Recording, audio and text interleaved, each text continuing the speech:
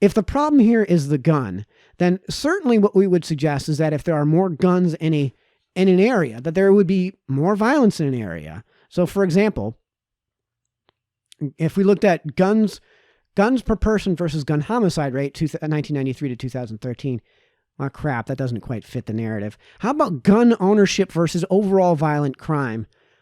Oh, that doesn't quite fit the narrative either. How about gun ownership versus various crime statistics? There's not really any pattern at all. There's really no correlation, let alone causation. How about gun ownership versus homicide outside the U.S., around the world? Yeah, crap. Well, that doesn't quite fit the narrative. How about specifically in the UK, where they instituted an outright gun ban? Violent crime and firearm ownership. Firearm ownership has declined, and violent crime and firearm crime have both increased. Well, all right. Well, how about the overall number of homicides in England and Wales? Well, there's our handgun buyback instituted in 1997, and no, the overall number of homicides have gone down. Because, frankly, I don't care how you kill somebody. If you stab somebody, that's still murder. We put you on trial for murder for the actions you do, and it's you that's on trial. So I don't care if you knife somebody to death, that's still homicide. That's the only way we can charge you. Murder one is murder one, regardless of how you commit the murder. What about Australia, when they instituted their buyback? Well, I mean, the homicide rate seems to have gone down by the exact same rate that it was going down anyways.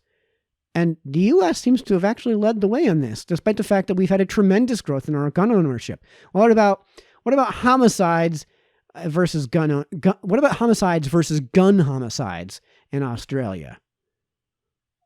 Well, not really. I mean, the relative number of gun homicides has stayed basically the same, and so is the overall gun homicides. And the decline, there is a little bit of a decline, but it seems to absolutely perfectly mirror the decline that was happening before the buyback. Well, what about if we extend this, because this ends in 2004, to 2016, because there was another buyback in 2003. Well, all homicide rates and gun homicide rates, Australia 19. It seems like if we look at the blue from 1980 to 1996, it was declining by exactly the rate that it continued to decline by. Well, what about suicides? Maybe it helps prevent suicides. Maybe not having guns in the house helps prevent suicides.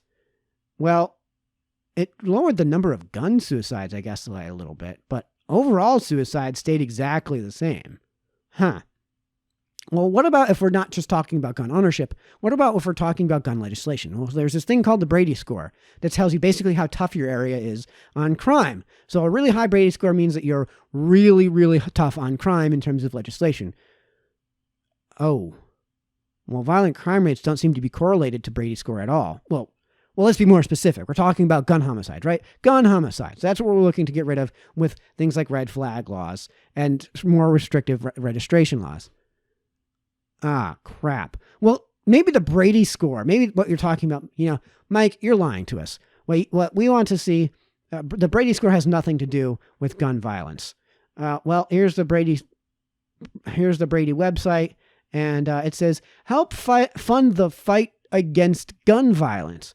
We need your help to stand up to the powerful politicians, the hateful rhetoric, the NRA, and everyone else who puts money and special interests before our loved ones.